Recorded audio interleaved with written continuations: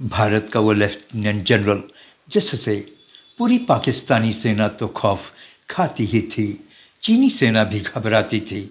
उनकी बहादुरी के कारनामे तो कुछ ऐसे थे कि पुर्तगाल का तानाशाह उनके सिर पर एक बड़ा इनाम रख दिया था। इस जाबाज ऑफिसर का नाम जनरल सगत सिंह राठौर था।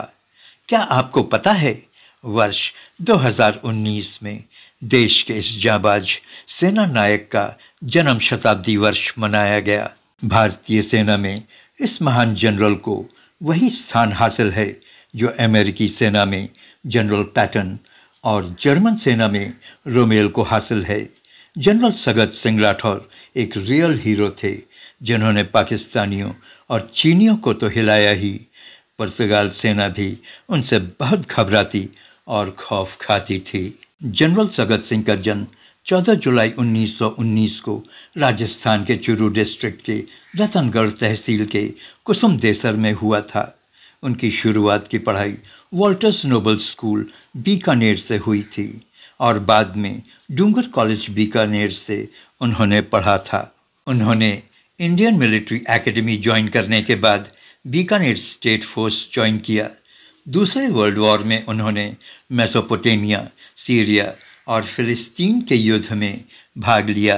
लेफ्टिनेंट जनरल सगत सिंह एक ऐसे सेना नायक थे जिन्होंने अपने सिपाहियों को लड़ना और युद्ध जीतना सिखाया।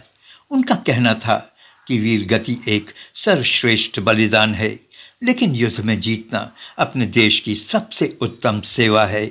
अपनी पॉजिटिव सोच और रणनीति के कारण उन्होंने अपने जीवन में हर युद्ध को जीता और कई असंभव दिखने वाले मोर्चों पर फतेह हासिल किया। ये सगत सिंह ही थे जिन्होंने 1967 में अपनी सेना और अपनी सरकार को बताया कि चीनी अपराजित नहीं है, उन्हें पराजित किया जा सकता है, उन्हें हराया जा सकता है। यह सगत सिंह ही थे जिन्होंने मेघना नदी पार कर हेलीकॉप्टर से अपने हजारों सैनिकों को उतारकर 1971 के युद्ध में पाकिस्तान को घुटने पर लाकर खड़ा कर दिया था। ये सगत सिंह ही थे जिन्होंने गोवा को पुर्तगालियों के कब्जे से मुक्त कराने में बड़ी भूमिका अदा की थी। इसमें कोई दो राय नहीं कि भारत ने पाकिस्तान के विरुद्ध 1971 के युद्ध में हर मोर्चे पर पाकिस्तान को शिकस्त दी थी, लेकिन सगत सिंह की मेघना हेली ब्रिज रणनीति पाकिस्तान के शिकस्त का सबसे निर्णायक कदम माना जाता है। हेली ब्रिज रणनीति सगत सिंह के लिए इसलिए अहमियत की बात है क्योंकि ये डिसीजन उन्होंने अपने स्तर पर लिया था। मजे की बात यह है कि उच्च सैन्य अधिकारियों ने सगत सिंह को मेघना नदी पार न करने का आदेश दिया था, लेकिन उन्होंने इस बात को दरकिनार कर मेघना नदी को पार किया और पाकिस्तानी सेना को घुटने टेकने पर मजबूर कर दिया। बिल्कुल इसी तरह उन्होंने 1967 में चीनी सैनिकों पर हमले का अपनी जिम्मेदारी पर एक्शन लिया था और कामयाब रहे थे। 1967 में नाथुला में चीनियों के खिलाफ आर्टिलरी फायर करने का डिसीजन सगत सिंह का खुद का था। नाथुला में चीनी सैनिकों की तादाद काफ़ी अधिक थी। भारत उन पर आर्टिलरी फायर कर सकता है, चीनियों ने अपने सपने में भी नहीं सोचा था। आपको बता दें कि सगत सिंह के आर्टिलरी फायर खोलने के बाद कुछ ही समय में चीन ने सीज फायर की घोषणा कर दी थी। इसी तरह 1961 में सगत सिंह की दिलेरी और सूझबूझ ने गोवा को पुर्तगालियों से आज़ादी दिलाने में कामयाब रहे। पुर्तगाल का तानाशाह उनसे इस कदर खफा हो गया था कि सगत सिंह को पकड़ने या मारने वाले को एक बड़ा पुरस्कार देने की भी घोषणा कर दी थी।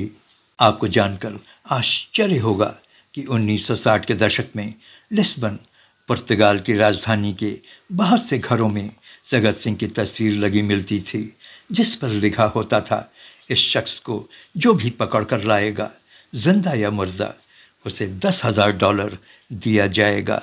ये $10,000 आज के हिसाब से करीब 60 लाख रुपए हुए। गोवा में सगत सिंह मुक्तिदाता के नाम से फेमस थे।